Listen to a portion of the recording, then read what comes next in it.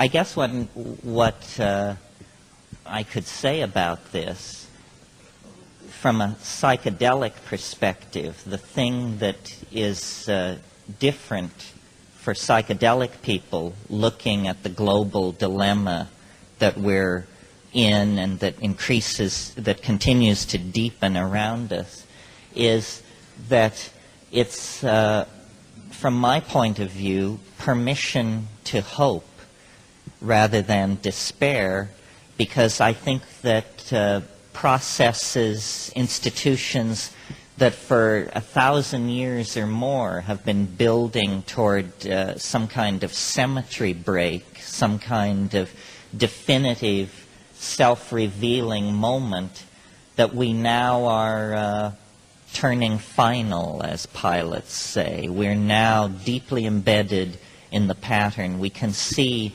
enough of what's ahead of us to begin to actually feel the texture of the end of human history. It's no longer an abstraction. Even the straight people who own the world with their long-term and short-term projections, looking at population growth, spread of greenhouse gases, disappearance of the ozone hole, rising third world expectations, so forth and so on. When you propagate all these trends, it seems very clear that business as usual is no longer an option. Nobody's talking about that. So we're either in some kind of final fatal meltdown of the values of Western civilization, revealed now after 1,000 or 2,000 year run to essentially be bankrupt, or we're going to transform ourselves unrecognizably. There really isn't any middle ground. The most radical and least likely future of all, it seems to me, is a future in which we continue just to stumble forward as we have been since the Industrial Revolution. That's no longer an option. And so then the question becomes a sort of a Gnostic conundrum. Is this the final act of some kind of great cosmic tragedy in which intelligence rises out of the slime, is shown to be inadequate and sinks back into the slime? Or is this, a tale of difficulty overcome and heroism won? And are we going to be able to shed the monkey nature and shed the ego and actually move up to some kind of shining ideal? If you think of us as the descendants of the angels, this is a pretty tatty circumstance we've come to rest in. On the other hand, if you think of us as the descendants of shit-hurling apes screeching through the treetops, then it's pretty amazing what has been accomplished here.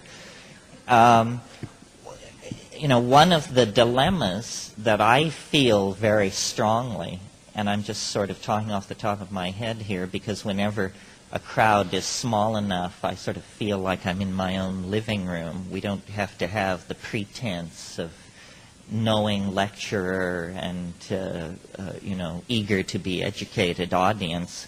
The real challenge, I think, is trying to decide what is baggage and what is ballast that's going to have to be dumped. Can the future be a celebration of humanness as we have known it, meaning in the animal body with all its joys and pains, with all its frailty and potential for ecstasy? Or is what we call human nature somehow transcendental? And did we only rest for a moment in the monkey body, as once the cutting edge of evolution must have rested in the great reptiles, and at some earlier phase in history rested in the fish, and so on. Is consciousness something uniquely human, and must we keep the animal body with us? Is our destiny to become the gardener caretakers of a revivified earth?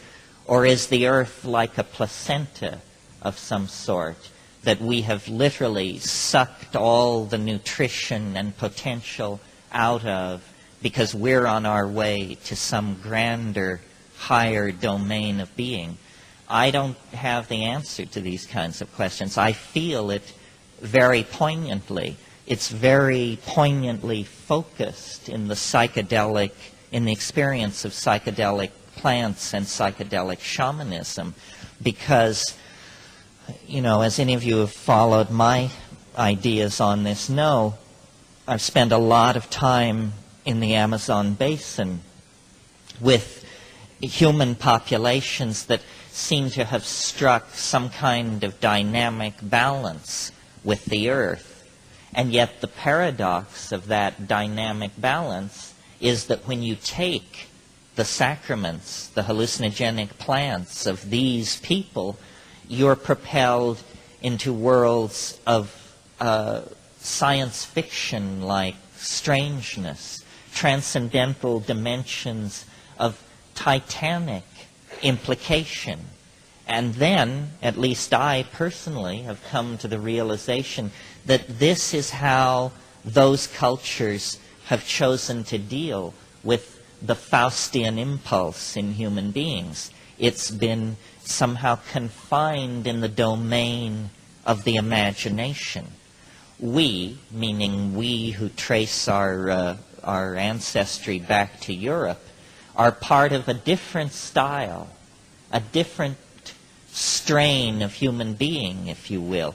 We are the idea excretors, not satisfied to have a canoe, a net, 5 fish hooks, and a bowl, but instead we take matter, we, Western civilization, Western technology, and we impress upon matter ideas, millions of ideas, cities like Manhattan, high-performance weaponry, enormous works of art.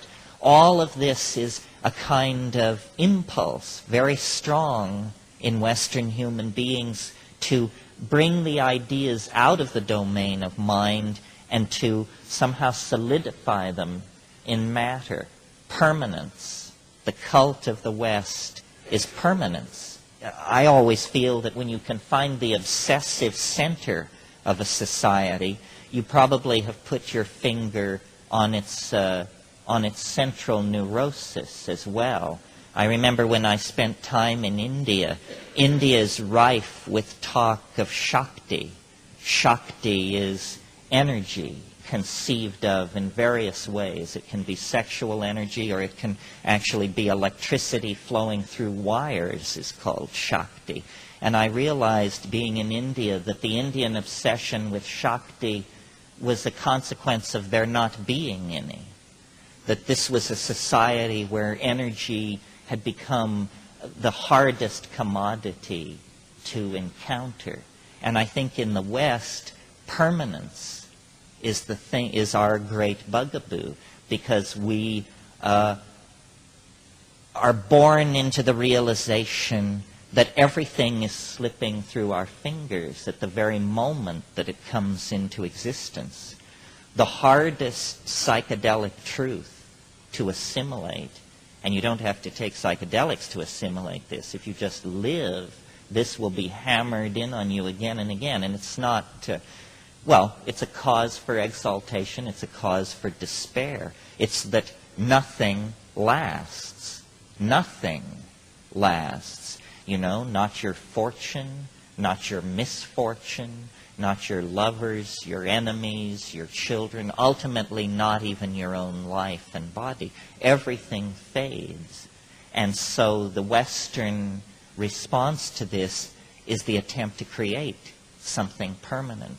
Civilizations, enduring ideas, enduring institutions. All this is doomed to failure. And I see this Western obsession with the cult of permanence as a consequence of the Western obsession with ego.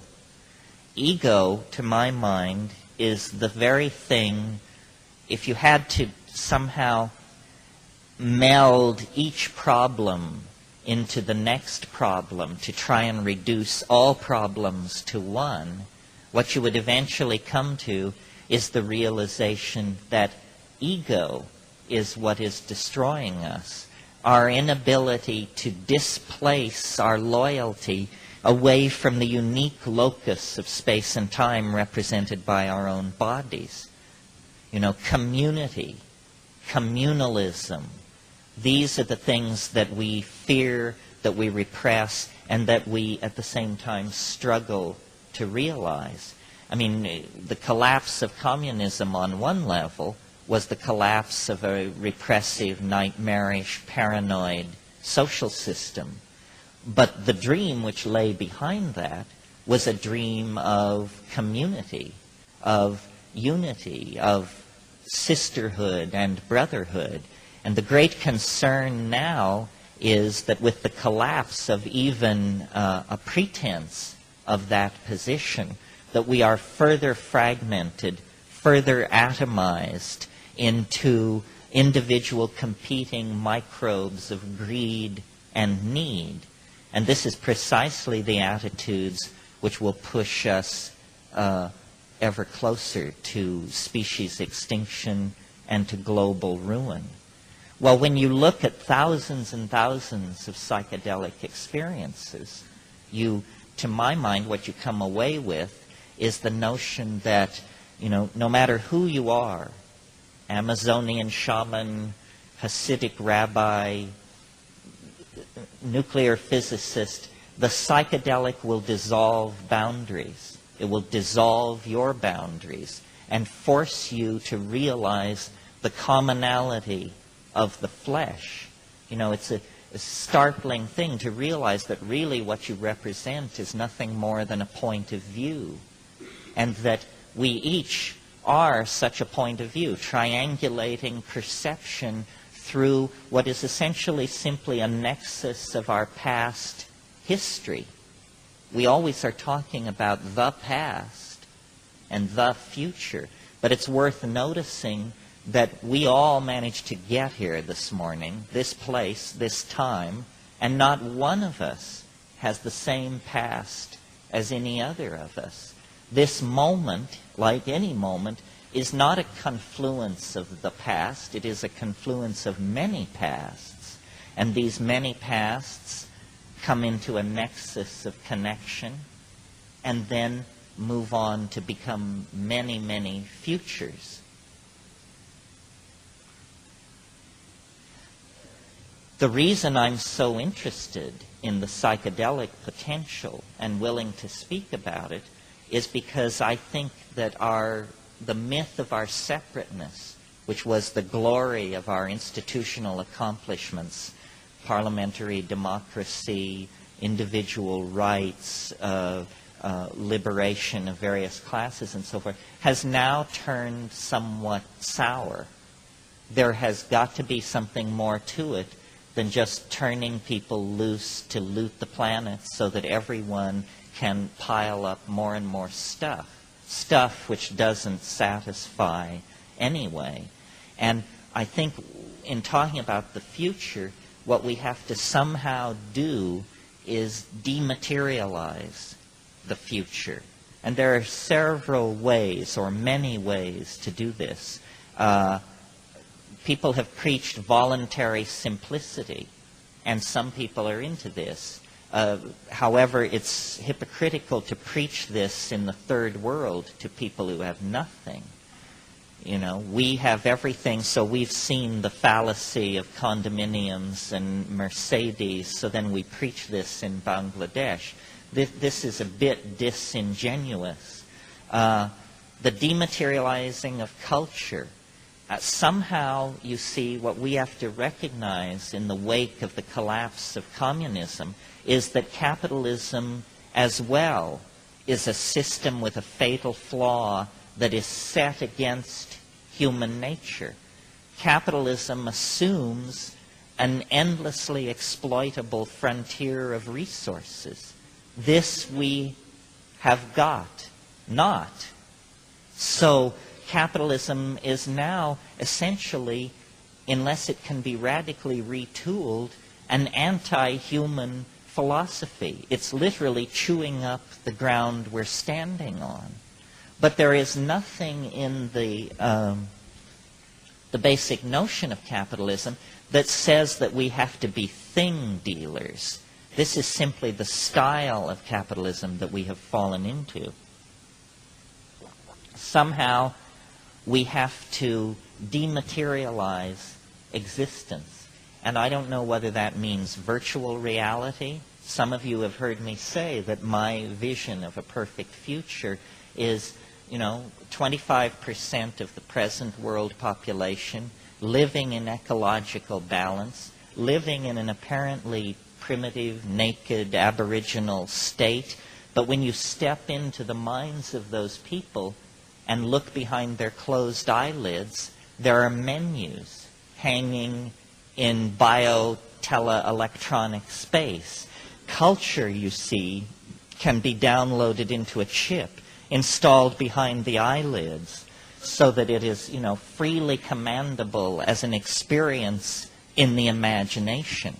But if we insist on continually extracting resources from the earth and fashioning our dreams out of the stuff of earth, then our dreams are destined to turn to nightmare. It can't be any other way. So that's one thing about the future. The future needs to be dematerialized. And then, since people always accuse me of being a harebrained dreamer, I've tried to come up with something approaching a practical suggestion, and I took this need to the feet of the mushroom gods. Having been challenged by somebody at a talk like this, they said, well, you're always saying these mushrooms speak. Why don't you ask them how to save the world? And I thought this was kind of disingenuous. But the next time I had the telephone to hyperspace in my hot hand, I did make the inquiry. And the suggestion which came back, I think, is at least food for thought. The suggestion was, you want to save the world? You want to overcome male dominance, the momentum of consumerism, so forth and so on? Every woman should bear only one natural child. This is an interesting idea, whether you take it seriously as program or not. If every woman were to commit herself to bearing only one natural child, the population of the earth would fall by 50% in 40 years without war or famine or epidemic disease. If this program were continued for another 40 years, the population would fall by half again. This means in 80 years, the population of the planet could be reduced 75%. Why have we not heard anything about this, even for it to be denounced? I'm not saying it has to be embraced, but why isn't it a tiny fanatical minority advocating this? I think it's because it's inconceivable in this society to try and practice capitalism in a situation of retreating demographics. It also would be a solution which would place enormous power in the hands of women. Women are often heard to complain about their powerlessness. Yet here's a plan which requires very little input from white guys. I took this idea to demographers and said, what about it? This seems so simple. Most people think there are no solutions. Here's a very simple solution. What about it?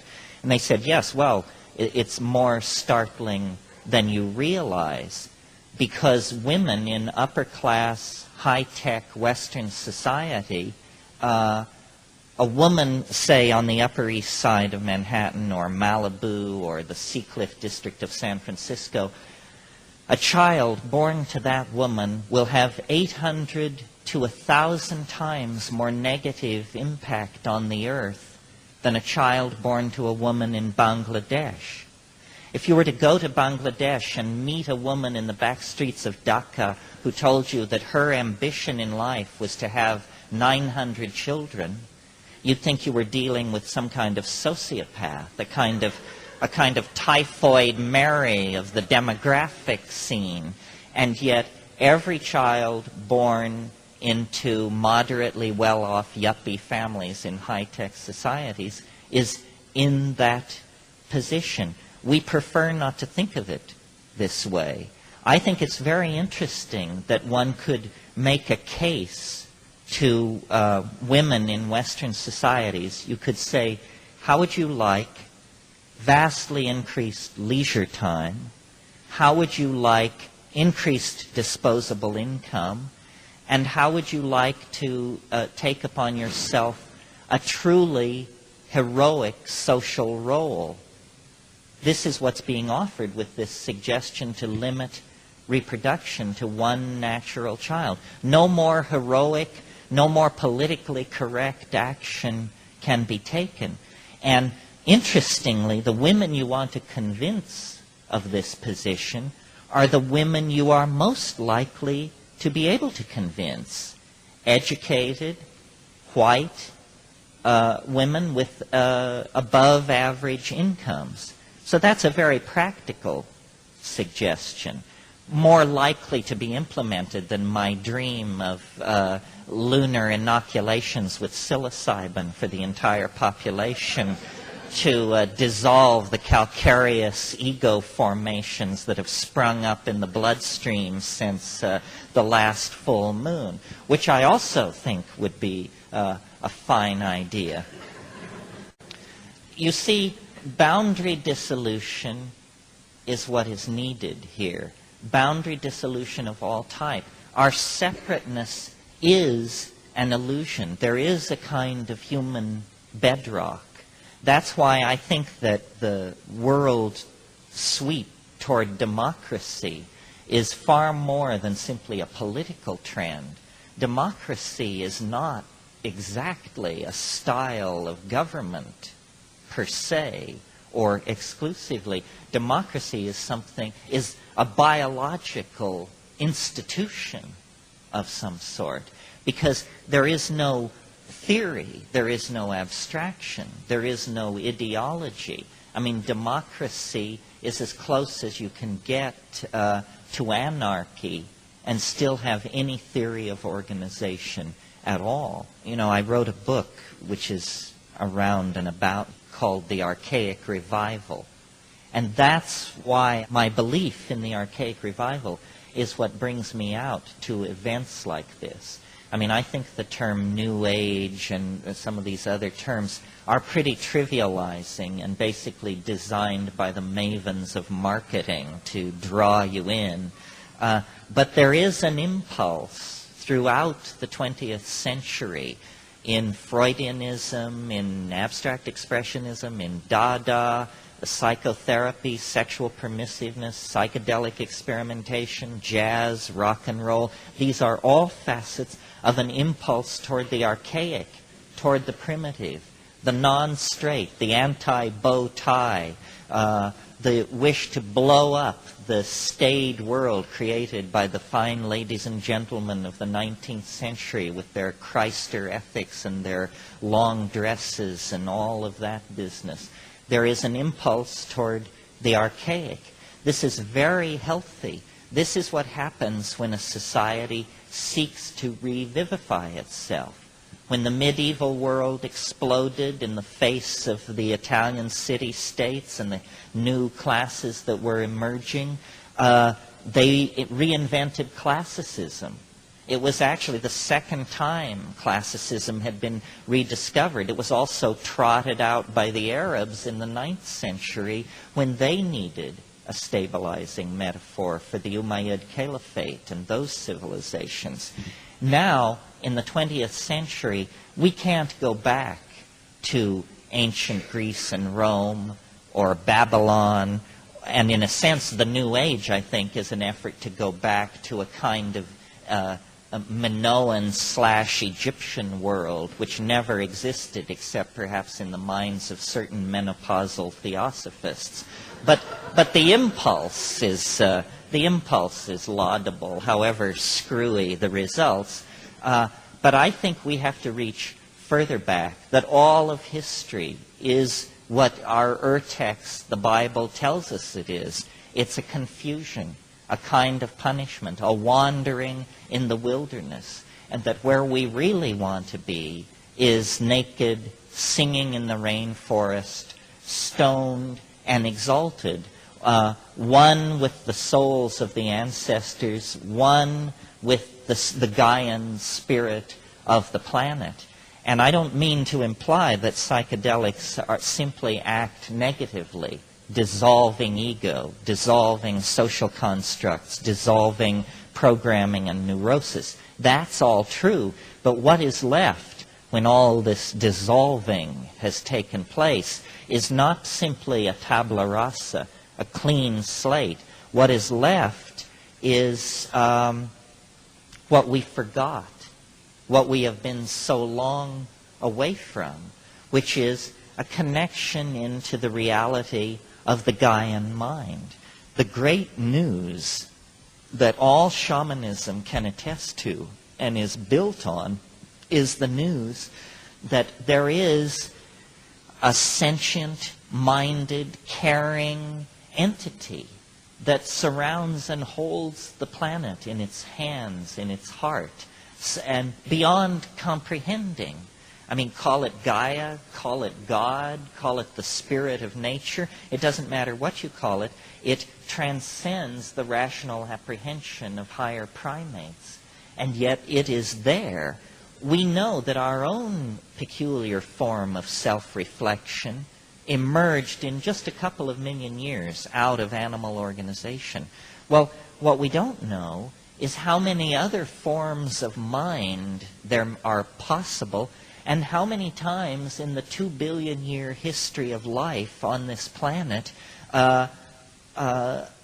intelligence has been able to shed the dark chrysalis of matter and launch itself into nearby dimensions in which it finds completion and happiness. And I think that this is the great news that informs the shamanic religions, that we are not alone, and that the other that we can make our way toward is not, a galactarian intelligence from Beta Reticuli that is part machine symbiote, part banana slug, or something like that. That the coherent-minded entity that we make our way toward is actually a reflection of what is best in our hearts, that we carry in ourselves, the seed of this thing, and that we are like the guy in the story of the prodigal son. We have fallen into history, and out of this misfortune, out of this experience, we can make gold if we return to the fold of the ancestors, if we can somehow take what we've learned from history and fold it back into the experience of being truly human. And this is the challenge. And it faces us on the political level, issues such as, all kinds of community issues such as racism and sexism and classism. These are community issues. And then issues between the human community and the planet. Our inability, you see, to emotionally connect with the consequences of what we're doing. I mean, we as a species present a perfect picture of pathology because what real psychotic behavior is behavior that one cannot emotionally connect with the consequences of what is being done. And when you realize that we are literally looting the cradle of future human life, that we have decided that we are not simply transient occupiers of this domain, but that it is ours to trash, to use up, to do with as we wish, leaving nothing for the future, then you realize the depth of our need for immediate and widespread therapeutic, indeed pharmacological intervention on our state of mind, because we have wandered from anything like real human values. And the reason psychedelics are so threatening in this society is because they immediately throw into high relief the internal contradictions of the dominator's style of doing business. And this is what must happen. The momentum toward catastrophe, built up over centuries, is immense. The only antidote to that I have seen, extrapolating from what I've seen it do to single individuals, are the shamanic hallucinogens. Because when you cut right to the bone, what has to happen is we must change our minds. If we don't change our minds, we're going to go down with this self-generated Titanic called Western civilization. And we have the power to change our minds, but it won't come from hortatory preaching. If that would work, then we would have turned the bend at the Sermon on the Mount. But as it is, I think we turned the bend sometime in the 20th century, either when Albert Hoffman invented LSD, or Gordon Wasson found the mushrooms of Oaxaca, or Richard Schultes brought back news of ayahuasca from the Amazon basin. You see, we have to humble ourselves. We have to give up the Titanic, ego-driven idea that we can do it by ourselves, as religions and yogans and all that beady-eyed crowd are into promising. The first step on the path of real self-transformation is the admission that you must humble yourself so thoroughly that you need to form a pact with an organism that begins its life in a mound of manure. You know, it's a true alchemical journey. You return to the dross, and out of that which everyone has rejected, literally, the compost of being, you find the jewel. And the jewel can be grown, cultivated, brought to fruition, internalized, globalized, shared to create a transforming option that does honor to a human experiment that has been going on far too many millennia for us to fumble the golden opportunity away. Is there anybody who's burning with their own agenda? Oh, here's a burning person, yes. I had an experience about 3 years ago now, maybe 4 years ago, where I was on a hallucinogenic, and I had a feeling that I was talking to some people, and they were telling me that when we leave this planet, we become stars. And I'm just wondering, have you got anything more on the outer space connection? Well, I mean, I think, it's funny for me to be talking at a place like this, because I am actually a rationalist. It's simply that my experience has been very, very peculiar, and I thank God for it, because I think most rationalists actually live lives which reinforce their rationalism, maybe because they don't poke around enough in the edges of things.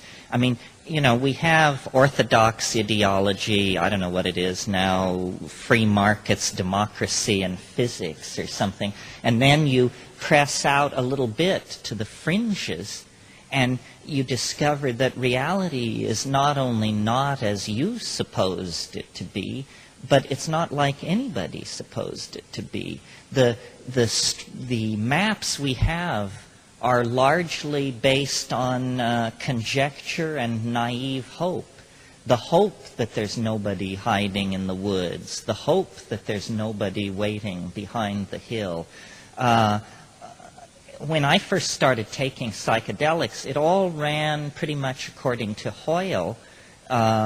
LSD, it seemed like a tremendous tool for insight into the structure of the personality, kind of high-powered, turbocharged, self-directed psychotherapy, you know, which is certainly useful, illuminating, but doesn't violate the laws of physics or threaten the foundations of Western science and philosophy. What has interested me and become the focus of my personal life, I guess, are these tryptamine hallucinogens, DMT, psilocybin, and then ayahuasca, which is simply a strategy for making DMT orally active. And, you know, one could accept, I think, insights into one's upbringing, insights into the structure of philosophy or mathematics or something like that. But what is hard to accept are, you called them gibberish people. I call them self-transforming elf machines or tykes or fairies. And to my mind, this is confounding. This is no mere extension of the models of the psyche that we inherit from Freud and Jung. It begins to look as though that, you know, the mind is not even in the brain. There's some kind of extended landscape of possibility. And I speak as somebody who's been there, who's seen this stuff, but who doesn't, I don't have an agenda.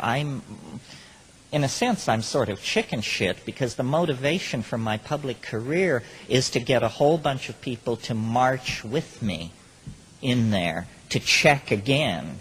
Because, you know, well, I talk in the book I wrote for Bantam, Food of the Gods, about DMT because I think it's, in a sense, the case where all the issues are most intensely brought together. It's a naturally occurring neurotransmitter, endogenous in the human brain. It also is very fast-acting. It clears your system very quickly. Not only clears your system, but leaves no trace whatsoever. You can't even feel that you have done some kind of substance a half hour after you do this stuff. Nevertheless, the content of the experience itself is absolutely paradigm challenging. And the chief reason is because there are these entities in there. And on psilocybin, you hear them. They speak to you, what you were describing. It's almost as though this is some kind of a mandala of pharmacological approaches to the mystery, and DMT lands you right in the center of the bullseye. I mean, 30 seconds after smoking DMT, you confront these things which look like, I mean, it's very hard to force language into these dimensions and then bring it back. But what they look like to me is self-transforming, self-dribbling basketballs or something. I mean, they come bounding forward. When you enter into the space, there's a kind of a cheer, you know, hooray, and suddenly you're there. And this is not the cumulative effect of spirulina or hanging out at Findhorn or imbibing any of these ideologies which permit this kind of thing. I mean, I come out of, Jean Genet and existentialism and Sartre, and very much more mainstream, down, dreary Western approach. These things do not require belief to sustain their existence. You may doubt, you may deny, and yet there they are. And it's not some kind of neutral panorama like window shopping. It's an encounter. It's a situation in which you see them, they see you, and the relationship between you and them is very rapidly evolving. They seem to have been waiting. And the impression I get is, well, it's not an impression I get, it's what they say. They say, here you are again, how wonderful. It's not exactly in English, you understand. And they have they're not made of matter. The question is, what is the ontos of these things? What is their exact ontological status? And as far as I can tell, they're made of language. They are not composed of DNA, sinew, tissue, and blood. They're composed of syntax. They are like self-articulating sentences or language that has no requirement for a speaker. It is its own self-generating system of meaning. And the immediate impression you have is, if you're a sane person, is, my God, what is this? And then, is it okay? Number one, am I still alive? And you check through, take a quick inventory. Breathing, normal. Blood pressure, normal. Heart, normal. But what you're seeing is a complete replacement of the ordinary world. And these things which are not enough like elves, gnomes, and fairies. It's almost as though, you would look to folklore to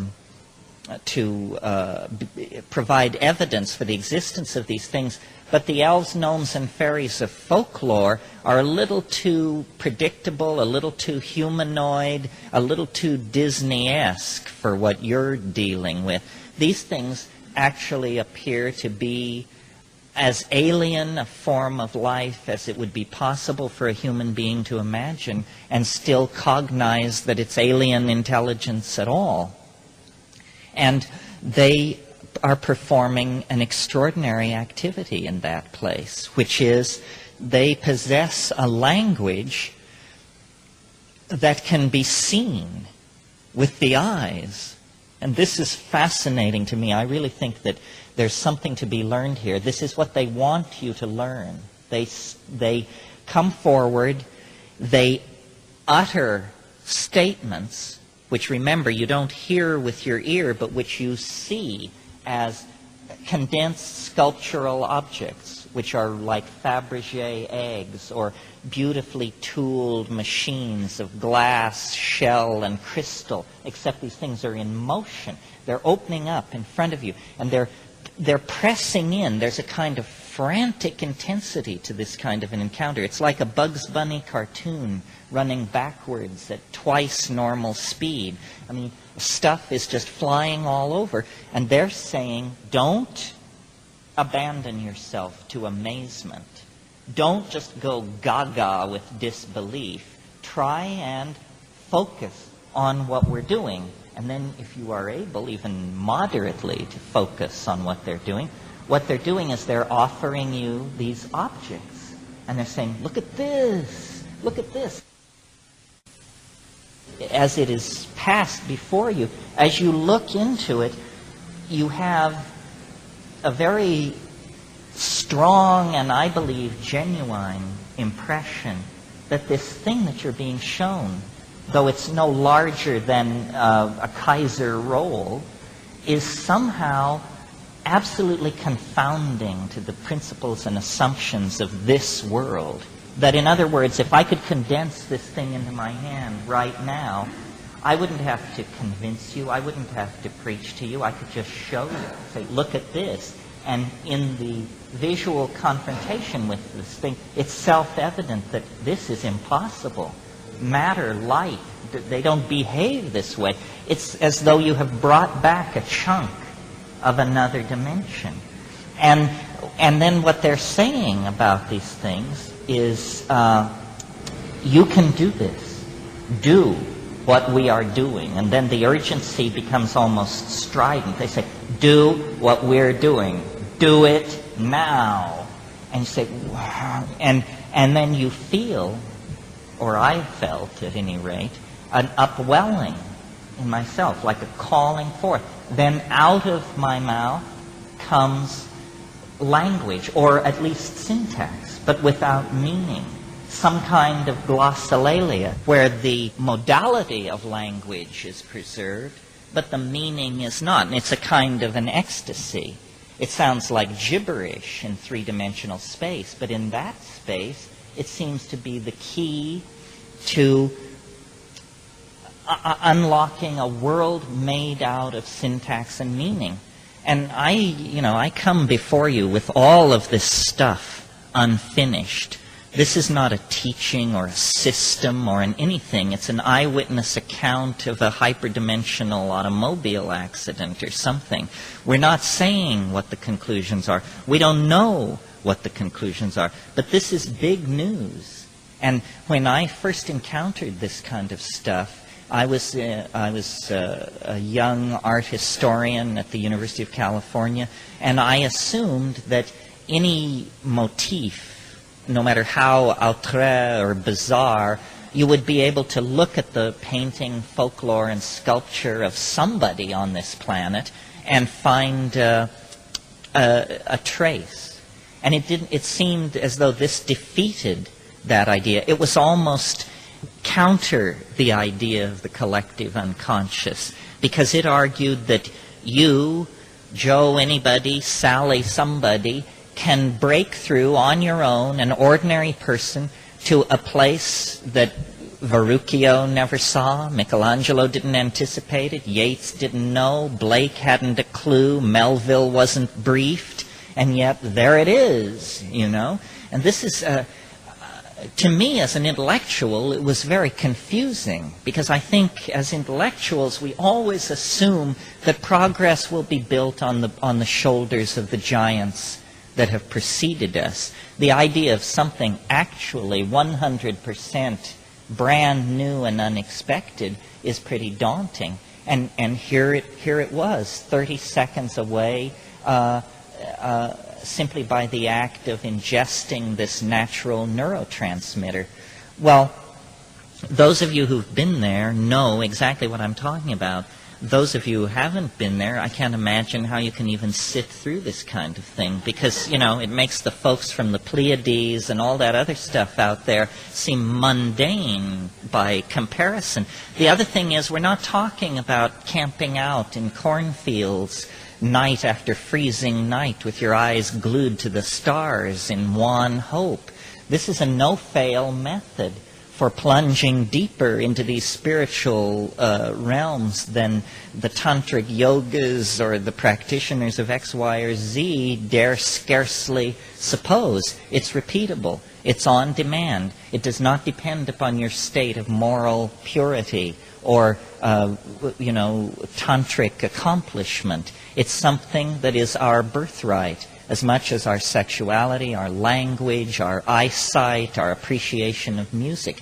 It's an innate human thing. And, to try and return to the premises of your question, I tried to formulate theories about what could this be. Well, the first impression that I had, based on a reading of how weird this all was this must be a parallel continuum, a la Philip K. Dick and like that just apparently over some kind of neurological energy barrier that's all around us all the time, these things are there. And they are not made of matter, so the laws of physics don't apply. And, like that. And then I entertained different possibilities. And I still entertain numerous possibilities because I haven't got it figured out yet. One possibility is that these things are actually human beings from the future. I mean, if you take the content of the experience seriously and say, I am apparently in contact with diminutive English-speaking creatures of some sort, well then they have got to be either intelligent beings from another part of the universe or humans from some extraordinarily advanced future world where human beings are now made of language and are only 2.5 feet tall. So I would put it rather far in the future. Or, and I just simply offer this in the spirit of intellectual completeness, if you ask a shaman or what these things are, they don't hesitate. They just say, oh, well, those are the ancestor spirits. This is what it's all about, is ancestor spirits. Well, it takes a while for the implications of this to sink in. They're talking about dead people. That's what an ancestor spirit is. They're suggesting that the dearly departed do not evanesce into sunlight or something cheerfully nonspecific like that, but that this actually is simply one level of a cosmic system of some sort where birth and death are transitions from level to level. Well, this is just exactly the kind of thing that I'm intellectually set up to doubt and to feel a kind of scorn for. Because, people have been running around since time immemorial claiming this sort of thing with an incredibly underwhelming body of evidence to back them up. And yet, if you try to approach the problem scientifically, I think you would agree that in terms of likelihood, although operating in this realm, what this means, I'm not sure, but that in terms of likelihood, it's more likely that these are human souls in another dimension than that we are being contacted by friendly extraterrestrials, or even that we share the Earth with an invisible race of syntactical, tribal elf legions of some sort. But I think this conclusion is the one that we would tend to resist most strenuously. I mean,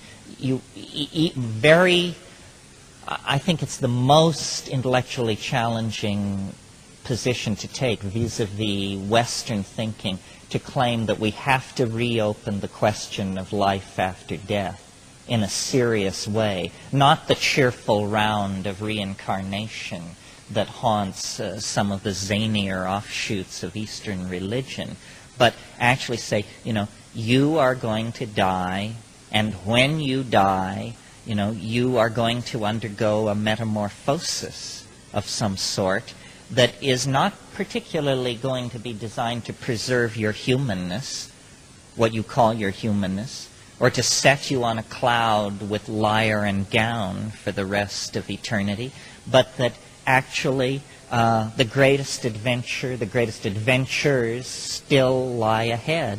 And these things, intimations of immortality, are vouchsafed by these plant hallucinogens. Why this should be, why it should be possible to get bring a look over the great divide, I have no idea. I think about these things constantly. My life is mostly questions. My friend Rupert Sheldrake, who some of you may know his books, he and I have talked about it. He thinks that there is a chemistry of dying, that in the same way that there is a chemistry of giving birth, there is a chemistry of dying, and that DMT parallels and anticipates this. He calls it not a hallucinogen, but a necroptic substance. It actually anticipates the death state itself. I once had the fortunate opportunity of being able to turn a very prominent Tibetan Lama onto DMT, a name that you would recognize, although not one of the top 5, but a more wizened, older, stranger character. And he did it, and I said, so what about it? These people, these Tibetan Buddhists, they have a pretty good map of the territory. He said, it's the lesser lights. He said, you can't go further than that without breaking the thread of return. He said, beyond this, there's no returning. And so, in a very real sense, it's a look over the edge. But then, even that doesn't solve all the mysteries. I mean, what is it about this wish to convey a language which is seen? What's that all about? Is it that perhaps language has always been a gift from the other? It's a little hard to picture how the kind of language I'm using right now ever got started. Notice that language is a behavior. it's a behavior. That's all it is. It's something, it's a complex activity having to do with small mouth noises and the neurological processing of same. We must have been essentially as we are before language. It's like breakdancing or something like that. You're fully set up to do it, and people have been for millennia. But until somebody actually does it, it only exists as a formal possibility in the organism. And I wonder how many of these things there are. I mean, breakdancing is an interesting example, albeit somewhat trivial, but it shows that after 5,000, 6,000, 7,000 years of civilization, you can come up with a behavior that nobody has ever seen before. I've spent a lot of time thinking about language and what a limited tool it is, and yet how our whole world is held together by nothing more than small mouth noises. And it's incredible. The entirety of global civilization is held together by small mouth noises and symbolic notations of same, which have an even more rarefied level of abstraction. Our separateness, our notion of self and world, of self and species, all rest on the carrying capacity of these small mouth noises. One of the things that has interested me, some of you have heard me talk about this, is, I think good psychedelic trips inspire a lot of homework, which usually means reading in curious areas. And I discovered that octopi, cephalopods, which in case you're not up on your evolutionary biology, these are mollusca. They're not even vertebrates. They're related to escargot and banana slugs. I mean, you can hardly imagine a form of life more alien to ourselves. I mean, we broke off from the other primates 3 million years ago, but the invertebrates and the vertebrates separated from each other about 700 million years ago. Well, an interesting thing going on with octopi, most people have heard that they can change color.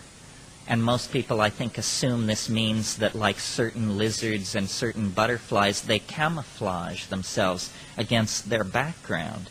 That's not what's going on. Color and texture for octopi are the medium of language. You could almost say that an octopus is a naked mind, because as the octopus goes through certain internal changes, hunger, sexual need, whatever, color changes accompany these shifts of internal state and appear on the surface of the octopus. It is almost as though it wears its language like an overcoat. It is clothed in its own meaning. Well, obviously, in that kind of situation, you have always been suspended in an ambiance of language, unlike ourselves, where apparently language was invented one bright summer day, or series of bright summer days.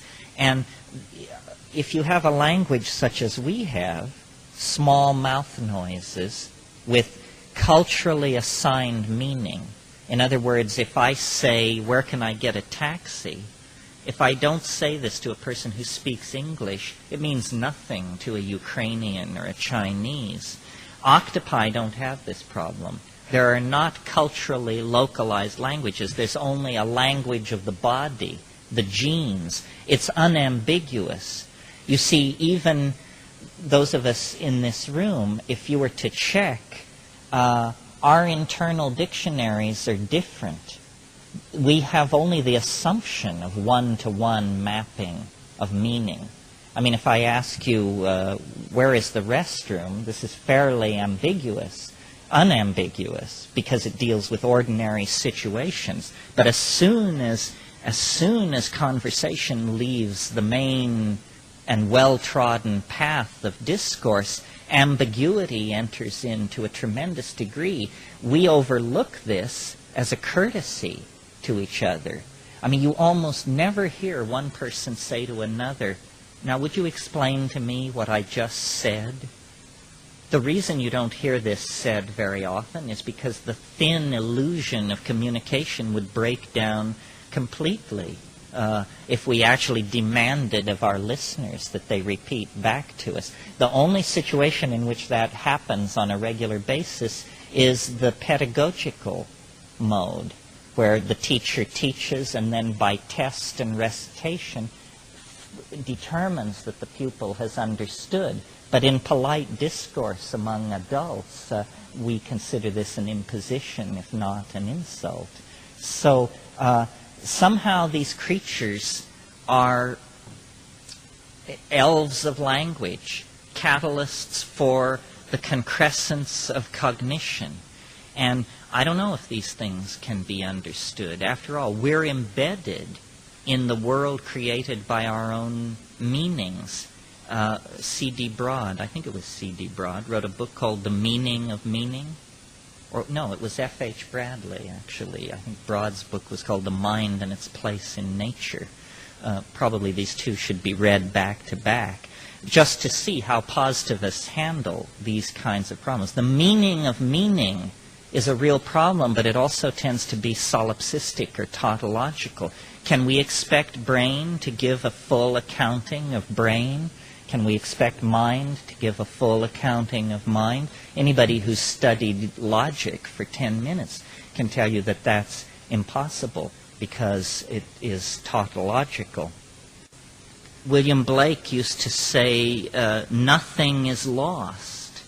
Nothing is lost. And this seems literally to be true. It seems as though, something once articulated, a statement, the reverberations are unto the last syllable of recorded time. Somehow it's all there.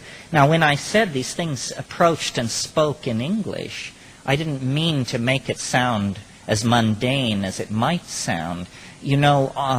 Greek religion was characterized by what was called the Logos in the Hellenistic period. And the Logos was an informing voice. And all the great thinkers of Hellenistic times, Plato, Socrates, Xenophon, Thucydides, all of these people were in contact with the Logos. It was the sine qua non of Hellenistic religion. And it was a speaking and informing voice that tells you the right way to live. Well, we don't know what to make of this.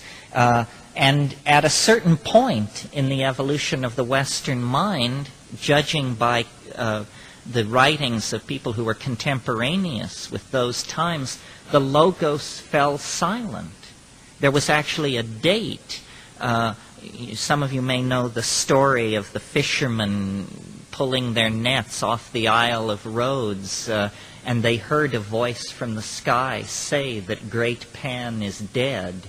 And this was at the change of the eon, the beginning of the age of Aquarius. It was almost as though there was something in the ancient world that has gone latent, that we can no longer touch or imagine.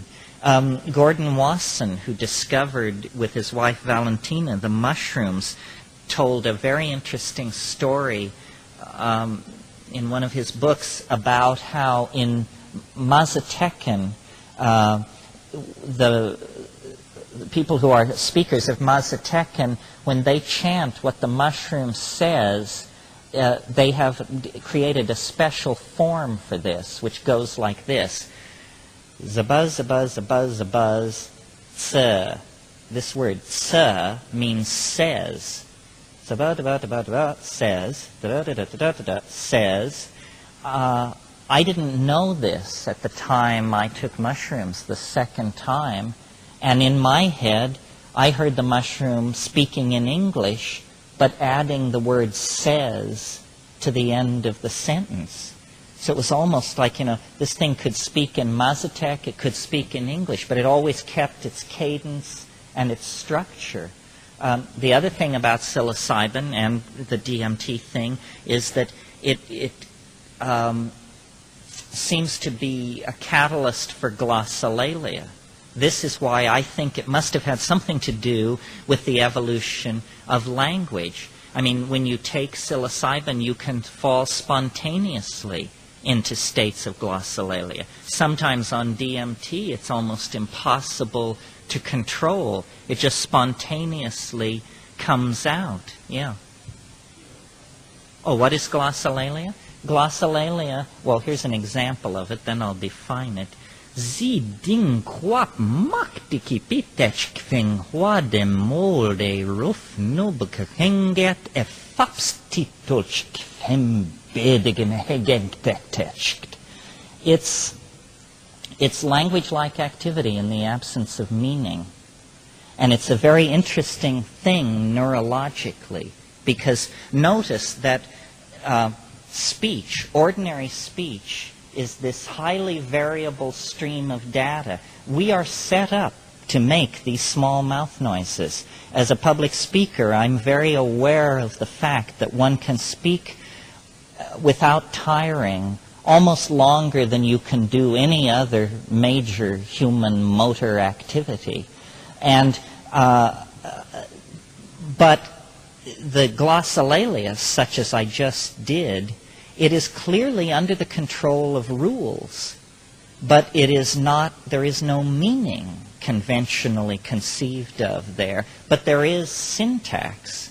And I think probably that language was invented millennia before meaning, and that you could almost call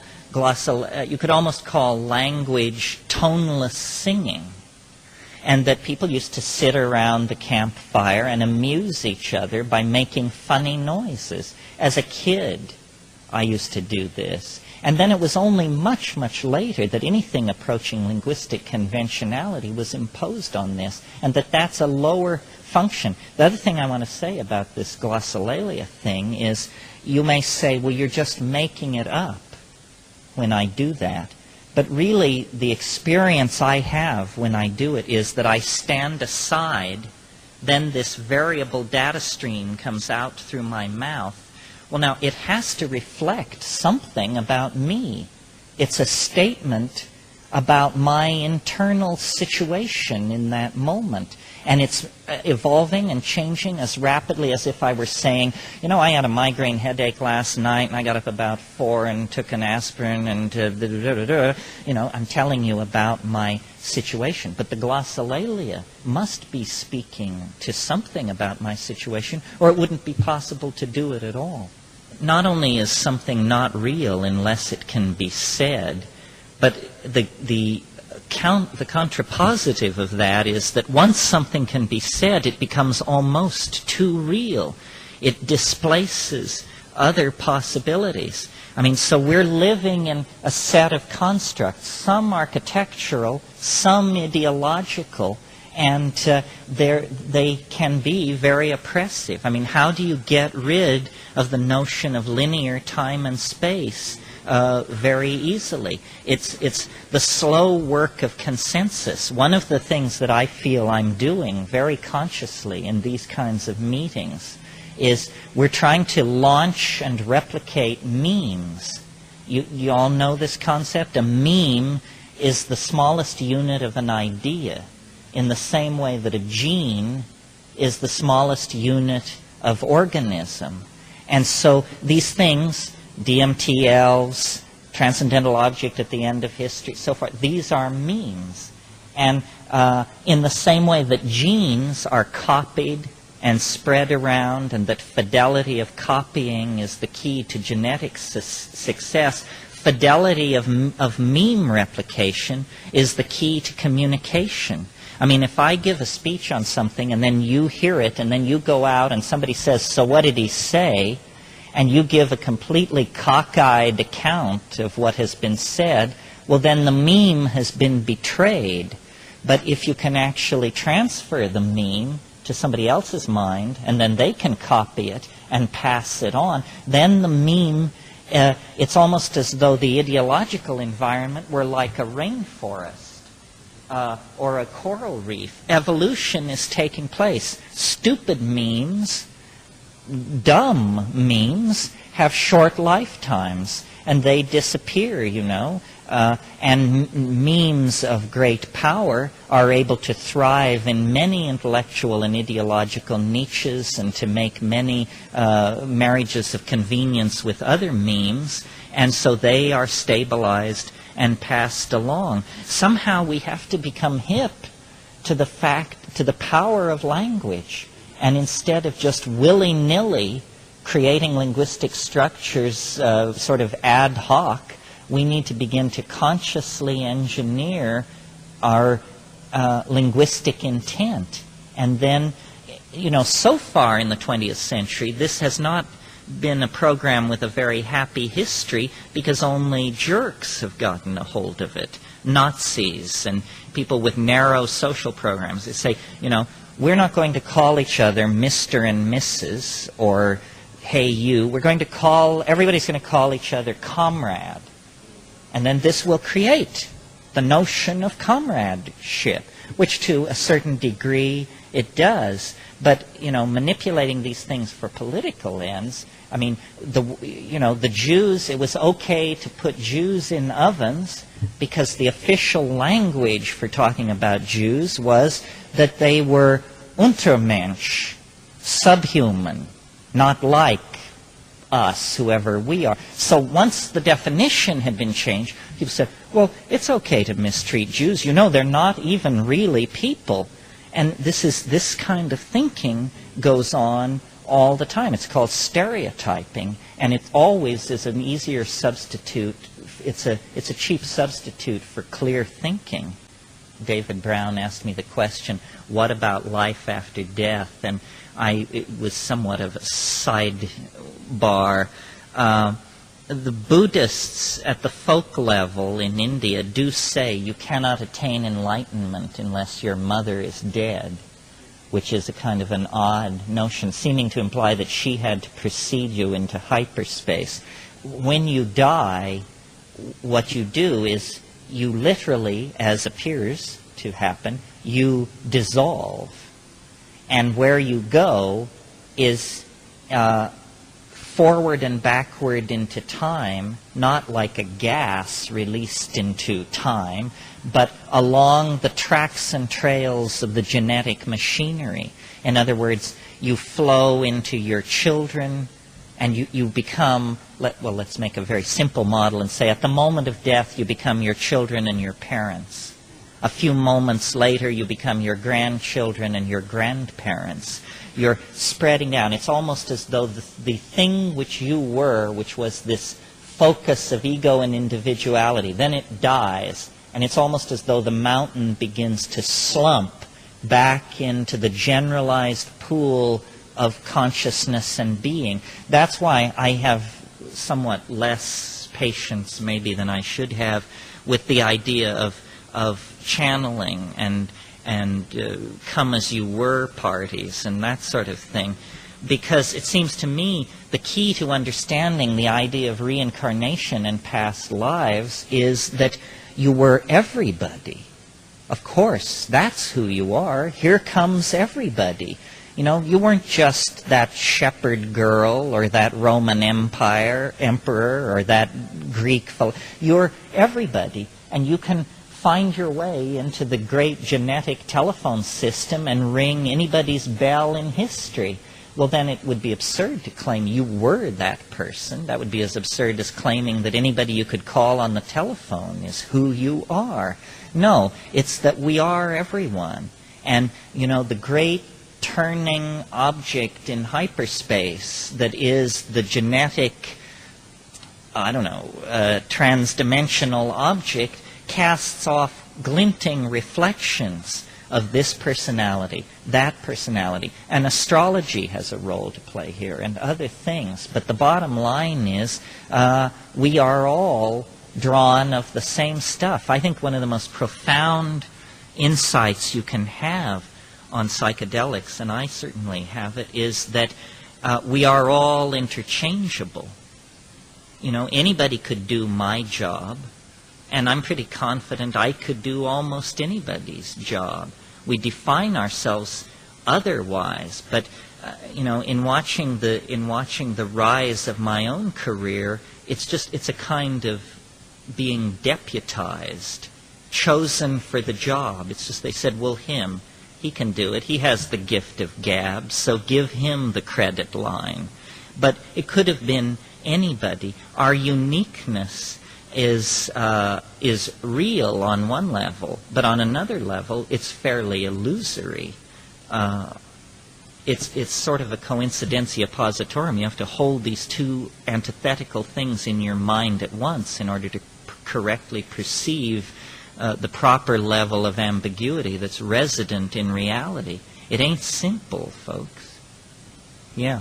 Can I just ask this question? Do I understand you to say that to find our truer self, we have to go back to the worm-like stage and reach out for the pharmacological, the natural pharmacological that is in the Amazon basin and all those plants and things to find our true inner being, ego, whatever? I don't think we have to go back as far as the worm-like stage. I think what we have to do is we have to get out of history. History is a con game run by frightened men and their obedient stooges. We had a moment of happiness. There was a moment of completion. I guess I should explain my position on this. You see, there have always been dominance hierarchies in primates. As far back as you go, clear back to squirrel monkeys, there are what are called male dominance hierarchies. Well, so then in us, this was interrupted by psilocybin use over a period of probably a couple of 100,000 years. The psilocybin, forget that it's psychedelic for a moment. Just think of it as an inoculation against ego. And so for 200,000 years or so, it was a dietary item which suppressed this normal monkey behavior. And so then females were shared, the sexual style was orgiastic, there were no awareness of lines of male paternity, and the children belonged to the group. This was not, quote-unquote, natural. The natural way is for the men to dominate, to control the females, to the old tooth and claw. But for a couple of 100,000 years, it was artificially interrupted by the presence of mushroom in the Paleolithic human diet. Well, then when, because of climatological factors and other factors that we can discuss in another meeting, the mushroom became unavailable, the old monkey behaviors reemerged only about 12,000 years ago. But in the previous 200,000 years, language had been discovered, fire, tool making, song, a whole bunch of forward leaps had been made. Well, then, when the psilocybin was withdrawn and the patterns of male dominance reasserted themselves in an environment where fire and language had been achieved, it exacerbated it. It made it much more nightmarish. It made it much more difficult to step away from. And all of history is the unhappy story of essentially our withdrawal and our agony over being unable to reach this connection back into the Gaian mind, which when we had it, we lived in Eden. We were balanced. But it faded, and history was the consequence. Now, in the last 50 years, information has arrived on our plate, lo and behold, in the final ticking of the final hour of our dilemma, that actually shows us the way back, if we but have the wisdom to understand this and then the fortitude to apply what we know. One more question. Talk for a minute about motivation in relationship to psychoactive substances. You mean motivation to take psychedelics? To take action. To take action. Well, I think, that the psychedelic community has not yet recognized or named itself as a community. We're well behind gays and black people and all these other... We're still trying to figure out if we are a community. And if we are a community and we have a domain of action, I think where it lies, it's not that we're all supposed to become dope dealers, it's that we're all supposed to become artists that the transformation of culture through art is the proper understanding of what you can do with psychedelics besides blow your own mind. And I really think, what we need to do is put the art pedal to the floor and understand that this is art. We are involved in some kind of enormous piece of performance art called Western civilization. And, it's been a C- performance so far, and they're just about to reach out with the hook and drag us off stage unless we begin pulling rabbits out of the hat pretty furiously. Art is poised for this, but art is ambivalent because the society is ambivalent. That's why meetings like this, where you actually hear it said, the sooner the better. The clock is ticking. This is not a test. There will not be a retry. This is the window of opportunity between the unknown and eternity. If not taken, then the entire enterprise could be lost. The whole thing, from the cave paintings at Lascaux to Whitney Houston, it could all go down the drain if we don't, act to preserve it through an act of human cognition plus courage. The rainforests themselves may eventually be saved. Very large conservation organizations are attempting to do that.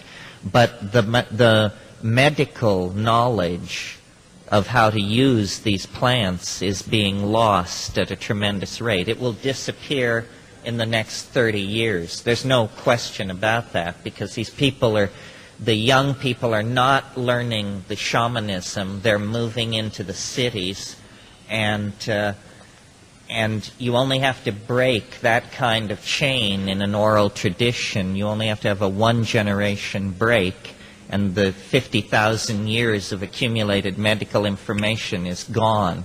So even in today's high-tech world, 85% of all drugs sold over the counter can be traced to plants. So if we're serious about, a cure to aid, new kinds of contraception, new forms of psychoactive drugs, then this botanical database needs to be preserved. I think that those of us who are experienced with psilocybin are in a position now to offer answers to one of the most perplexing questions in the entire field of biology, which is, how did it happen that over a very brief period of time, less than 2 million years, the brain size of our species doubled, and in doubling became the fastest transformation of a major organ ever recorded in the history of the evolution of life. This is according to Lumsden, who's a very respected evolutionary biologist. This is a truly perplexing problem for evolution. It would be perplexing were it to occur anywhere in the animal phylogeny. But what's of particular embarrassment here is that it occurs in the phylogeny of the animal who invented the theory of evolution. So,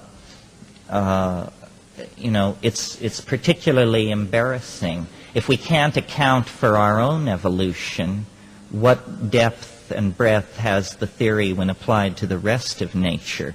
And one notion has been that you're looking for a transitional skeleton or intermediate forms. This has now been given up. And by looking at this problem, I have sort of been able to, I think, generate let's call it an idea, a myth, a fantasy, an explanation for our predicament. And it goes very briefly something like this.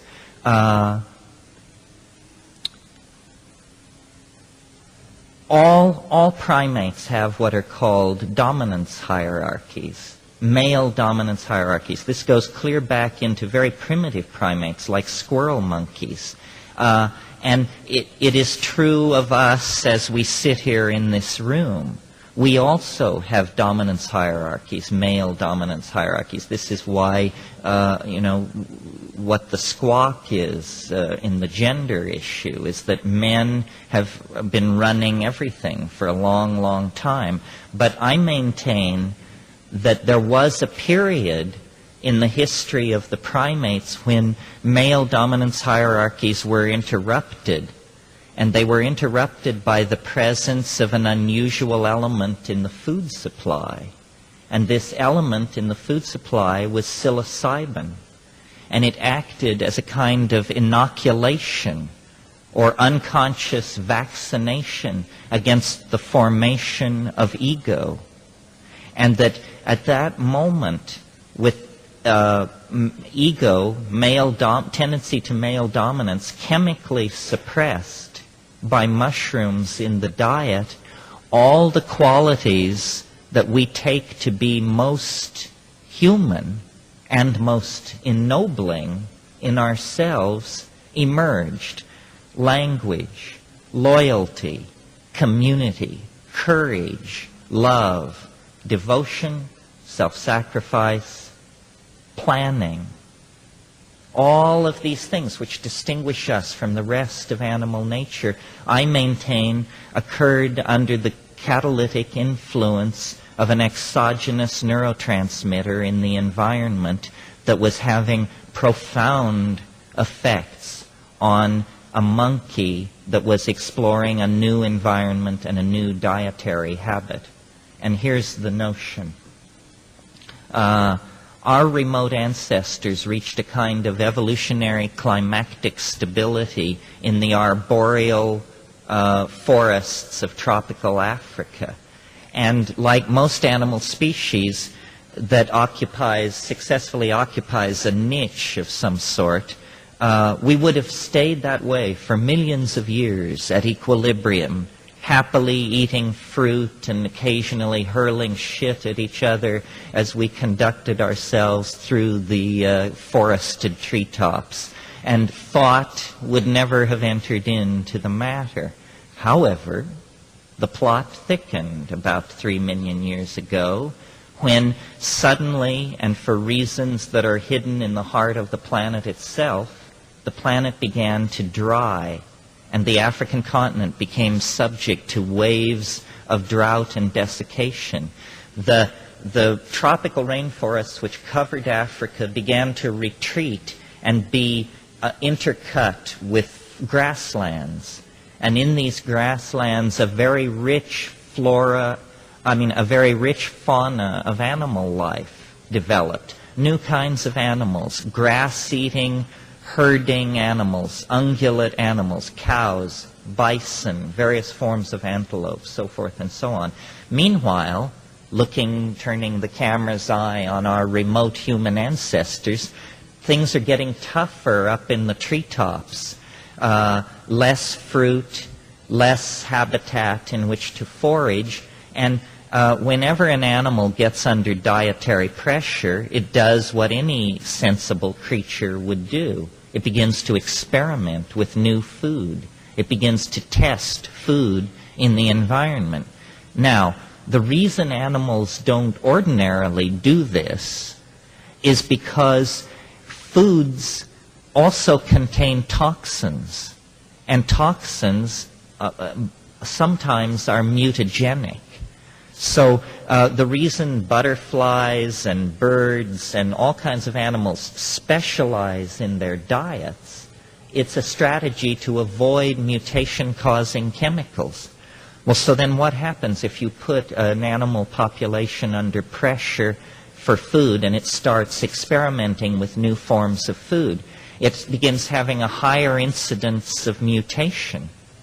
And that mutation meets the selective forces of natural selection present in the environment, and lo and behold, you get sudden episodes of evolutionary advance. And I maintain that this is what happened to us on many levels. I mean, we are a kind of monkey, but if you set us next to our nearest relative, there are a lot of things about us that are different. Our hairlessness, the proportion of our skull to the rest of our body is a fetal ratio compared to other primates? Well, among the new foods encountered by these now ground-foraging proto-ancestors of ours were mushrooms growing in the dung of wild cattle in this grassland environment. Now, the astonishing thing about psilocybin in small doses, and this was secured by research done by Roland Fisher in the late 50s, early 60s, is that in very small doses so small that you don't feel buzzed or loaded or anything, in fact you don't notice it, visual acuity increases. You can give somebody 5 milligrams of psilocybin and an hour later give them a standard optometric test, and they will do better than if they hadn't taken the psilocybin. This is because edge detection is sensitized. Well, you don't have to be a rocket scientist to figure out if there's a food in the environment of a hunting and gathering animal that conveys increased visual acuity, it's the equivalent of chemical binoculars, then those animals which accept that food as an item in their diet are going to have greater hunting success than those individuals that do not. And greater hunting success means greater success at feeding your offspring.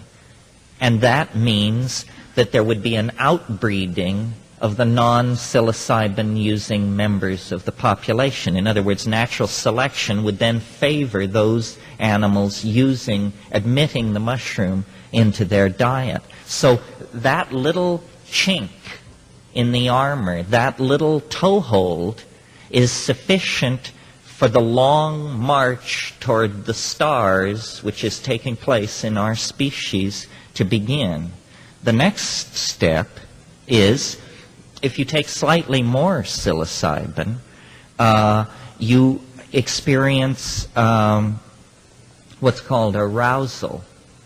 And arousal means a kind of general restlessness, an inability to sit still, a roving and wired kind of attention. And in highly sexed animals like primates, it also means sexual arousal, and in the male, sustained erection. A second factor promoting outbreeding of the non-psilocybin-using members of the population. In other words, you see, it was promoting what anthropologists straight-facedly call more successful copulations. And you don't have to be straight-faced, however. So this is the second step. And I believe that the sexual style of these psilocybin-aroused early ancestors of ours was probably orgiastic.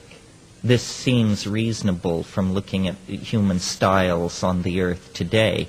And I suspect that probably an orgiastic religious style based on the worship of a great horned goddess who was honored at the new and full moon became a religious style that was set in place for 10 or 15,000 years. This is what was going on. Well, now, psilocybin on its own, and even more so in combination with a social style that included orgy, will have the consequences of dissolving boundaries.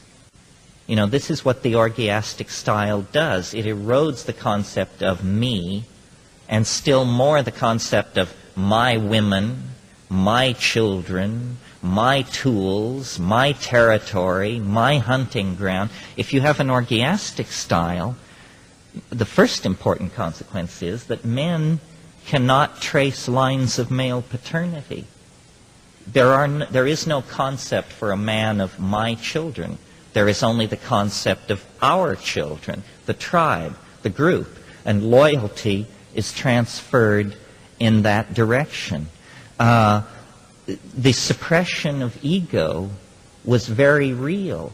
As I said earlier, in the earlier primate forms, ego, male dominance, was very strong, but it was as though this item in the diet was suppressing this previous rigid male hierarchy, and into the void created by the dissolving of the social glue of these primates, there flowed a whole bunch of new behaviors. Behaviors such as pair bonding based on loyalty and mutuality of need fulfillment, cooperation, appropriate role assignment, so forth and so on. In other words, it got loose. It began to work.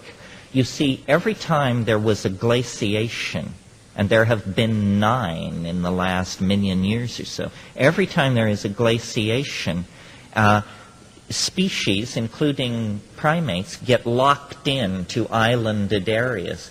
Well, then when the ice melts, these previously islanded populations flow together and exchange genes. And there were several waves of human migration out of Africa and into the Middle East. But I maintain, based on the archaeological evidence, that only the last wave of migration out of Africa, which began only 20,000 years ago, were the people anything other than hunter-gatherers. Always before they were just hunter-gatherers. But this last time, in the intervening glacial period, they had learned to domesticate cattle in Africa. And it was almost as though the human population was finding its way toward the cattle. And of course, in the dung of the cattle was the mushroom. So this great horned mother goddess that appears at the dawn of history is a hypostatization of the power of cattle in the human imagination. These behaviors that were developed out of this encounter with psilocybin also involved at higher doses of psilocybin. You know, remember, at very low doses, increased visual acuity. Mid-range doses, orgiastic sexual activity and ego dissolution. At still higher doses, the revelation of a religious tremendum so bizarre and unnerving that even today we, with Husserl and all the rest of it under our belts, can barely face it.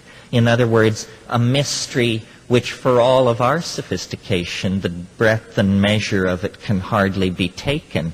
And that laid the basis for a sense of religio, a sense of ritual, a sense of a relationship to a tremendum. And I don't want to present this psilocybin intoxication entirely as if it were simply ameliorating the earlier evolutionary programming in the primates. It was doing that, but it was doing something else as well, because this mystery at the center of the psilocybin intoxication is not simply the contents of your unconscious mind or unfulfilled fantasy as Freud thought, or it is, in fact, a contact with a Gaian intelligence of some sort. And if you're a rationalist, as I once was on some long-forgotten world, this is an incredibly challenging notion, that what you're getting into is actually some kind of supermind, some kind of organism that is, apparently in the atmosphere, in the water, in the plants, in the land. It's hard to say where it is or what it is, because it was not designed for human apprehension. It has its own ding en siche, its own thing in itself. It's like a god for any century of human description of it, except the 20th, in which we have enough knowledge about the ecosystem to say, well, maybe it's not, as Milton said, the God who hung the stars like lamps in heaven. It isn't that God, but it's the God of the oceans and the jungles and the ice caps and the rivers and the glaciers and the great schools of fish and the deserts. And it's the goddess of the earth. It's the mind of organic life on this planet. And I believe that we were its chosen vessel of manifestation in a certain domain. And this is what the Edenic myth is about. The nostalgia for paradise that haunts our species is a memory of this time, this golden era that ended as recently, as 10,000 years ago. I mean, everything that we call history is a product of the traumatic break in our symbiotic relationship to the earth occasioned by the loss of the mushroom religion, which was the religion. And, an obvious question that anyone who's gotten this far would ask is, well, if it was so wonderful, why was it lost? Well, it was lost because the same dynamics which created it, which was the progressive drying of the African continent, those forces accelerated and continued, and where there had been Edenic grassland and vast herds and endless supplies of mushrooms, there became desert. There became dry land, scrub, retreating water holes, fewer and fewer mushrooms. The mushroom festivals, which had been at the new and full moon, became fewer in number. The mushroom supply dwindled. Special classes of people had to be appointed who would be the mushroom users. Special times of the year had to be appointed when the mushrooms could be taken. Special places in the rain shadow of mountains and near water holes became the only places where the mushrooms could be found. And at that point, and these are processes which took millennia to occur. At that point, there became an anxiety and concern to preserve the mushrooms so that in abundant times they could be gathered for times when they were scarce. And the strategy that would have naturally been hit upon would be to use honey as a preservative. In a world without refrigeration, honey is an antiseptic medium that caramelizes around fruits and like hummingbird tongues and stuff like that. You're always hearing Romans ate hummingbird tongues in honey. That's why, because it was a preservative. Problem is, honey itself has a perverse and mercurial nature and can change into a psychoactive drug. It can change into mead, which is a form of alcohol. It can ferment and become a kind of proto-beer. Well, in what I develop in my book, Food of the Gods, is the idea that each drug carries baggage that we are generally not aware of. Each drug promotes certain values and suppresses others. So if psilocybin suppressed ego, male paternity, and promoted sexual polymorphically perverse behavior, then and consequent diminishing of ego, then what mead, fermented honey, promotes is the classic things always promoted by alcohol in any form. One, a false sense of verbal facility in the insidious combination with a lowering of sensitivity to social cueing. You can see this in any singles bar on a crowded Saturday night. People drink because they think it makes them clever, and then, able to ignore social cues from those around them, they boorishly proceed with their agenda, which usually involves getting laid or something.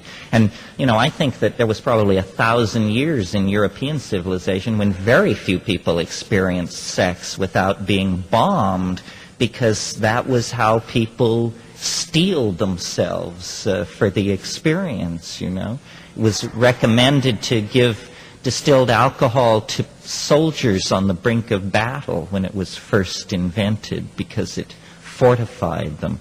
Well,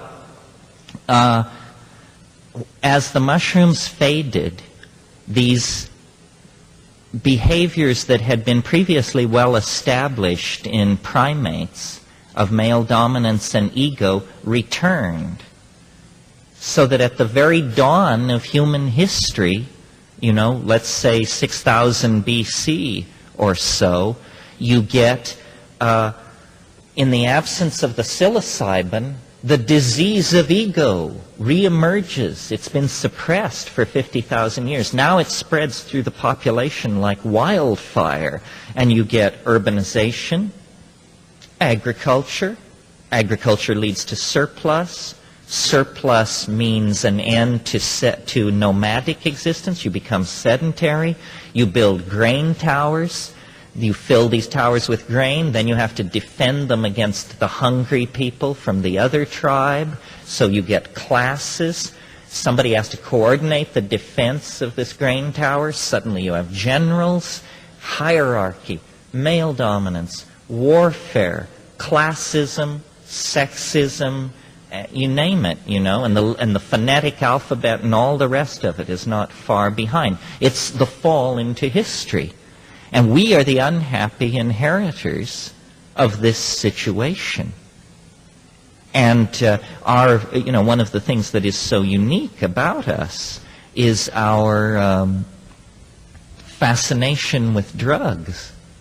That that elephants will break into compounds to get at rotting papayas, and butterflies go for sugared rum and this and that.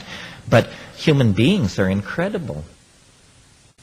And human beings addict to approximately 20 or 30 substances, very tight physiological addictions. And then there's all our ideological addictions, to Marxism, to capitalism, to the Republican Party, you name it. And then we have behavioral addictions of all sorts. Somebody gets up in the morning and throws open their front door, and if the Times isn't lying rolled at their feet with a red rubber band around it, they go into shock because an addiction is being interrupted. The fix, which was supposed to arrive on time, has been delayed, and now this person stomps back into their house, menace to wife and child, because the newspaper didn't arrive on time. So this curious tendency of our species to addict, I think, is because, if a person is an addictive type, then people say, well, they probably were abused in childhood, and this is the consequence of some kind of childhood trauma. Well, I would submit to you that we exhibit this pathology. We appear to be the inheritors of some kind of dysfunctional relationship. And I maintain that it was torn from us at the birth of mind when we were forced out of the African Eden and into, a much drier, harsher Middle Eastern climate where we then had to toil in the vale of sorrows. Well, now what is the point of this? Or is this just some revisioning of archaeology, some egghead game, or what is the point? Well, the point is that the consequences of this dysfunctional behavior stemming from ego and the dominance hierarchy in our behavior has ruined our planet, toxified the air and water, allowed our population to soar beyond the carrying capacity, poisoned our lives with propaganda, and made us each feel guilty, powerless, and doomed. I mean, this is the major riff being run in the society at large, is that we're doomed. We've looted the planet. We've destroyed our children's future. We have the ethics of rats, and now we're going to go down the tube. Well, I say, before we despair completely and just toss in the towel, we need to make one last try at escaping our demonic other, and that the way to do it is through, and this leads me by a Viconian recurso back to archaic revival. We need to reach back into time and attempt to understand what happened to us and how we fell into history and how its institutions have served us badly and diminished and degraded our humanness.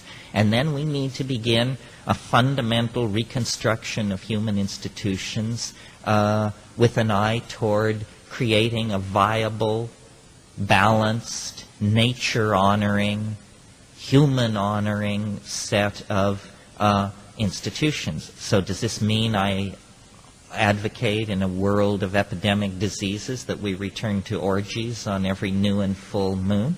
I don't think so. It's hardly possible. But what it does mean is that the tool which lay behind all these changes, which was the ego-dissolving power of psilocybin, needs to be looked at very carefully. We need to examine the possibility that we could re-engineer ourselves so that we could emotionally connect with the consequences of what we have been doing to ourselves and the planet. I mean, when people take psychedelics, this is what they realize. They lose the hold on their little world. You know, they're saving money for a Mercedes or breast implants or some damn thing. You know, then you take one of these things and then you get the big picture. And then you realize just where that Mercedes lies in, the long march to the stars. In other words, we see this in the rainforest cultures today. They have no high level of material culture. And yet it's not because they're not interested in beauty or poetry. It's that they simply live in a much more mental world than we do.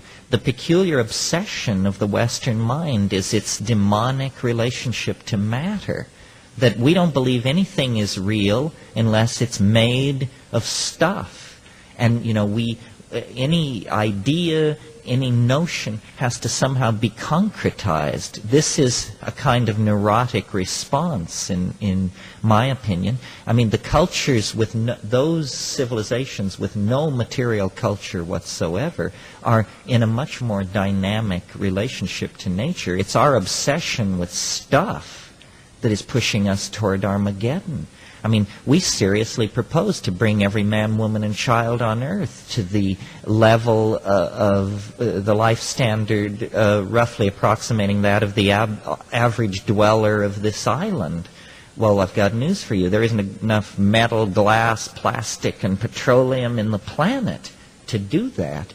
And in fact, it's causing the toxification of our world. Unfortunately, we live under a social system that is stuff obsessed. We must have money in order to get things, and the number of things around that they're telling you you need is beyond your ever being able to satisfy yourself. We have been told that what is within is nothing, and that all meaning lies in the exterior world. So only science has meaning, only property has meaning, and in fact, the felt presence of immediate experience is the only thing you will ever truly possess.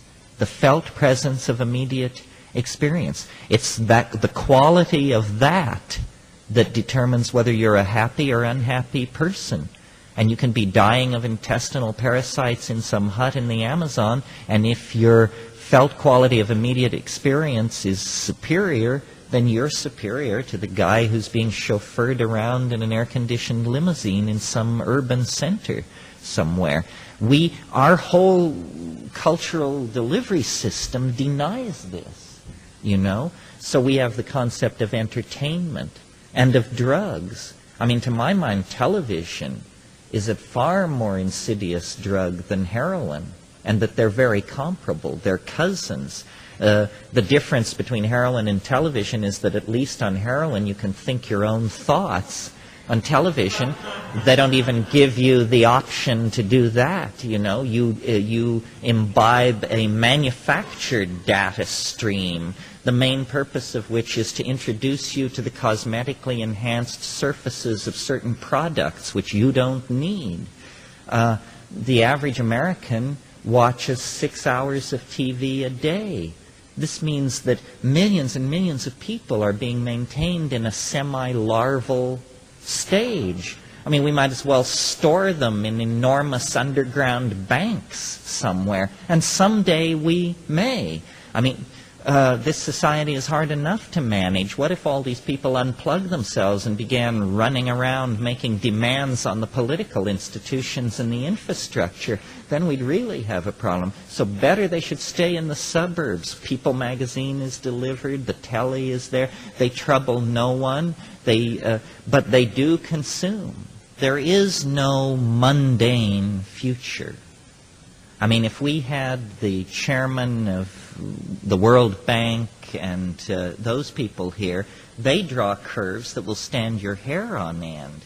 They show you that the world population, the extraction of petroleum, the rise of poverty, the poisoning of the atmosphere, the accumulation of toxins in the food chain. You draw all these curves and you discover that sometime between the year 2000 and 2040, life as we know it becomes absolutely impossible on the surface of this planet.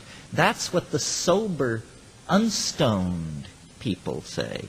So then the rest of us are supposed to come to terms with this in some sense, and you can either despair and say, well, then we're just, the momentum of 1,000 years of chuckle-headedness is just going to slam us into the wall of planetary limitation at a speed of about 5,000 miles an hour, or we have to sort through our toolkit and find the right wrench to get this sinking submarine back up to the surface. Let's disarm Captain Nemo and his friends and put the people who want to go into the lifeboats, and then these clowns can do any damn thing they want to. Well, when you sort through the cultural toolkit, trying to find the magic key, it is hallucinogenic plants. As far as I can tell, I'm just one guy, but I read widely, I traveled widely, I've been around the block, and my impression is that this is a tremendous long shot, but it's the only plan around. Nobody else has any other plan. What are you supposed to do? Wait for the friendly space brothers to come and pull your chestnuts out of the fire? I just don't get, I'm underwhelmed by the evidence that that's about to occur. Maybe it's about to occur. I don't regard myself as having an answer. I more like have a clue. I sorted through, just as I assume you are doing, trying to figure out, taking seriously what Alan Watts and Joe Campbell and all those people, Jung, trying to figure out, what are these people talking about? Is it just abstract? Can it ever be reached? And I sat at the feet of various rishis, roshis, geishas, and gurus. I swept up around the ashram and so forth and so on. And, these people just don't have the moxie. Maybe they've got something, but we don't have 1,000 years to unravel this thing. It is a sinking submarine. Chatter is now out of bounds. Plato said, time is the moving image of eternity. And my model for these psychedelics is, if you push me, ultimately mathematical. I think that when we say we dissolve a boundary, when we say that the psilocybin dissolves all boundaries, another way of putting that is to say that we rise to a higher dimension, where what were boundaries now have been erased. And I mean another dimension in a very mathematical and formal sense. And there is a dimension from which the past, the present, and the future are equally discernible, and you go into that place. Shamanism, a good definition of shamanism, a psychedelic definition is, a shaman is somebody who has seen the end. That's all. And if you've seen the end, then you come back and take your place in the play with an entirely different attitude. In the mountains of the Sierra Mazateca of central Mexico, there are Mixtec and Mazatec Indians, the only place in the world where living mushroom cults with ancient roots still exist. The mushrooms were discovered in 1953 by Gordon and Valentina Wasson because they went to these villages and uncovered this thing. People thought it had been wiped out with the Spanish conquest, but it hadn't. It had just retreated into the Oaxacan interior and been kept alive. One way that I think about these Aboriginal peoples is that they kept the secret while we descended into history. They stayed at home and kept the old secrets, and we descended into matter. We made a kind of pilgrimage, and we call it human history. Now it's over. Now we have to take what we've learned from this demonic pilgrimage into the domain of the material and use it to save the planet, to care for the planet. The only justification for history is if we use what we've learned to care for life on the planet. There's a storm coming! His storm!